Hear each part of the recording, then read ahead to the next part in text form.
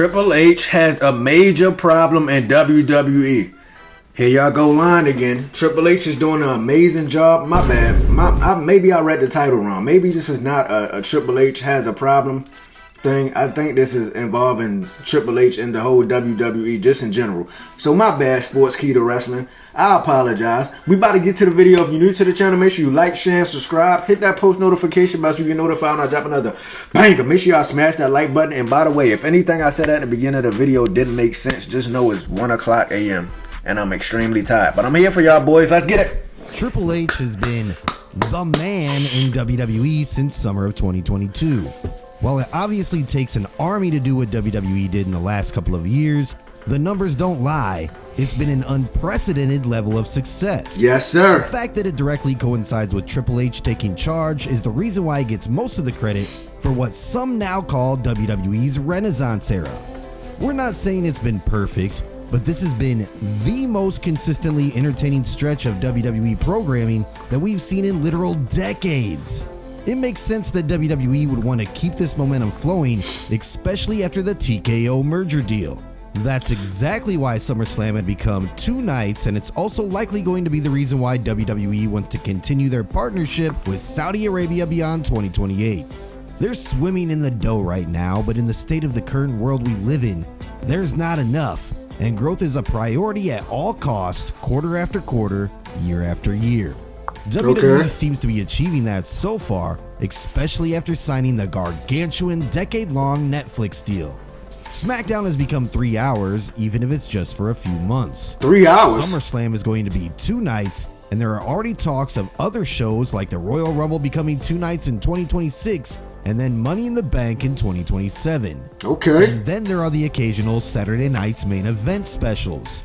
So in 2025 alone, we've got 2-night WrestleManias, 2-night SummerSlams, 3-hour SmackDowns, episodes of Raw that can go now well over 3 hours if needed, and multiple international shows that affect the schedules of fans because of time zone differences. It seems to us like there's just a lot of WWE content right now, and from the looks of things, it's only going to continue to increase.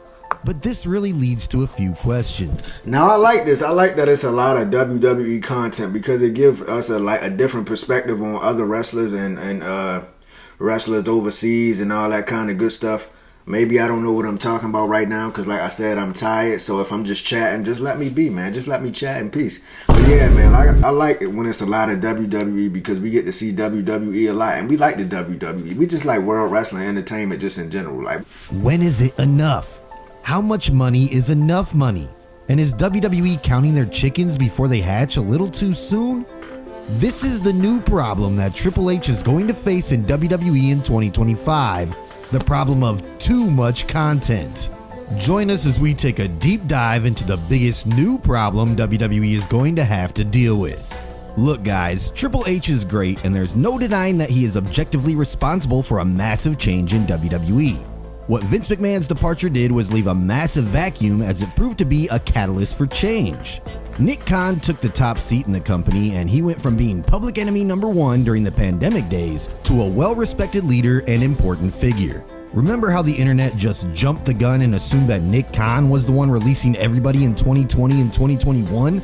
The reason we bring Nick Khan up is because he's great, but at the end of the day, he's leading a for-profit, multi-billion-dollar company. The only way WWE can continue making more money is by having more shows. The only way that WWE could continue to make more money is if they make Liv Morgan the face of the company. I'm sorry, but I had to say it. Somebody had to say it. Now, I'm biased because Liv Morgan might go. I'm just playing. I'm just joking. But yeah, I do get like too much WWE could be a bad thing because it's like you don't want to like water it down because like people would get tired of wrestling to a certain extent, like to a certain point, like all right, like it's too much wrestling at this point. Like we don't want to keep seeing this shit over and over again. So I understand that perspective of it because it's just too much wrestling and you don't want to water it down and stuff like that. But let's continue. God damn, what happened to my sound? WWE realized they could get a whole extra day of ticket revenue by having their biggest show be 2 nights. It just so happened that the side effects of all this were more positive. You could have shorter shows on each day rather than those exhausting 6-hour WrestleManias.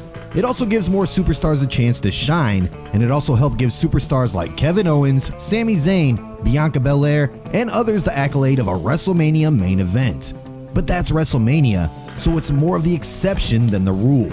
There's already been backlash towards the two-night SummerSlams, and when rumors came out about WWE thinking of making Royal Rumble 2 nights, the initial reaction was almost unanimously negative. We can only hope that fan backlash is something WWE takes into consideration, because they're most definitely reading the feedback. The question is whether they value fans enough to give up millions of dollars. On one hand, they could simply operate with the mentality that wrestling fans are different from others, and they're going to tune in regardless of whether the Royal Rumble is 2 nights or not. It certainly is true that wrestling fans are more loyal than most, and the best example of this is the fact that millions sat through the abysmal period of WWE in the early to mid 2010s. Here's the issue. As good as things are right now, there's no guarantee that it's going to stay that way forever. The longest stretch of really good WWE programming happened between 1997 and 2005, and even that was far from perfect. It just goes to show that no matter how well things are going, the pendulum will eventually swing the other way. We're not even making it out to be a bubble that's about to burst, but the amount of content that WWE wants to put out isn't sustainable if they want to keep their momentum alive. Yeah, it's too much. We're seeing the side effects of this. SmackDown being 3 hours has made it an extremely difficult watch, with fans realizing that 2 hours is the perfect sweet spot for SmackDown. Raw, on the other hand, has a roster strong enough and a format that can easily support 3 hours. Within just 2 of Saturday night's main event, it's getting a reputation as nothing more than a glorified house show where we get to see the amazing Jesse Ventura. The timing of the second Saturday night's main event was pretty awful.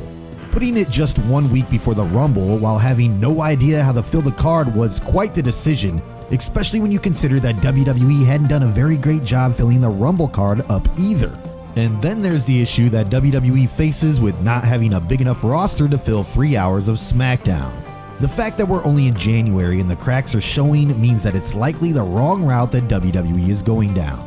Between Saturday night's main event and the Royal Rumble 2025 alone, there's a whopping 12 hours of main roster content to watch. That's insane. The main roster part is crucial because if you add NXT, that's 14 hours. It's absolute madness to expect fans to sustainably consume this type of content, especially when the target... Yeah, it just get too much. Like, it get to a point, like, it's just too much goddamn content. Like, we can't keep up with all this shit. Like, there's main event on Saturday, and we got Friday Night SmackDown, then we got Monday Night Raw. Then it's not even including the pay-per-view that y'all have, like Elimination Chamber and et cetera, et cetera. Y'all know all the pay-per-views they be having.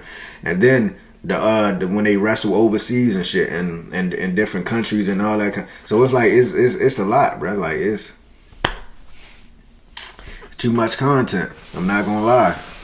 But yeah, that's why I be seeing Liv Morgan and everybody else from Raw like on SmackDown, because they trying to, because the SmackDown roster is not that deep for them to be doing that, you know. Raw roster, they can do that, they can get away with it because the roster is elite type shit and is deep.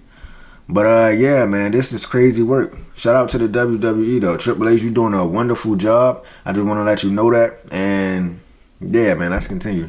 Is to expect fans to sustainably, but it's too much content. I ain't gonna lie, they right. Especially when the target audience is young adults who have to work and earn a living.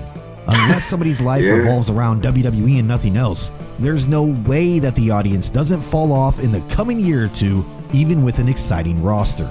It's a recipe for burnout, and the momentum that's been keeping the ball rolling for WWE will eventually fizzle out. So what exactly could the solution be to something like this? Ideally, it would mean capping the amount of content that gets churned out. It would mean the higher-ups in WWE taking a more grounded approach and realizing that while their short-term profits will likely skyrocket, their long-term earnings are going to take an eventual hit. Make no mistake about it, fans will stick around for a while, but at the current rate things are going, the negative issues we mentioned are going to compound and hit WWE like one swift wrecking ball. But let's take a realistic viewpoint, because we all know money is king. What would be the solution in the event that WWE continues to churn out content the way they are? It would mean utilizing virtually every single superstar on the roster and even emphasizing smaller storylines. It's not such a bad idea because it can give other superstars a spotlight, and those who appear to be underutilized will finally get a chance to shine. You might even find a surprising name or two benefiting from that kind of thing when they take advantage of the limited opportunities given to them.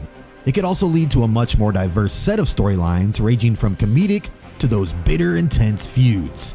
The real positive effect of this is that it's going to mean that matches on television will mean something. We're not saying that these matches mean less because WWE has prioritized big matches on free TV and streaming, but the fact is that we're now in a cycle where so many matches are just filling up the time on Raw and SmackDown with little reason for fans to actually care about them. It's still uncharted waters for Triple H, who is going to have his ability as the head of creative tested more than ever in 2025. The same principle that has led him to getting most of the credit will also be the one that leads to him getting the most criticism. Triple H. So do you think he will sink? Triple H, don't worry about it. You're not going to sink, bruh. You don't have to do this alone. You got me. You are not alone. I am here with you. Got me, Triple H. I can tell you all the good ideas, what you should do to the roster, what matches you should implement into WWE Raw and SmackDown and all that good stuff. Just come holler at me. I'm gonna tell you all the sauce and everything you need to know. I got you, my boy. But yeah, man, we about to get out of here. You're gonna have to up the intensity and up the ante on the storylines, man. We need more interesting storylines if you're gonna have all these goddamn shows. God damn, I just noticed it is a lot of shows. Monday Night Raw, Friday Night SmackDown, Saturday Main Event, the pay-per-views on Sunday or Saturdays. When I was watching wrestling as a kid, it used to be on Sunday. The pay-per-view used to be on Sunday. Now I guess it's Saturdays, I guess. I don't know. But yeah, I'm out of here. If y'all enjoyed that reaction video, make sure y'all like, share, and subscribe.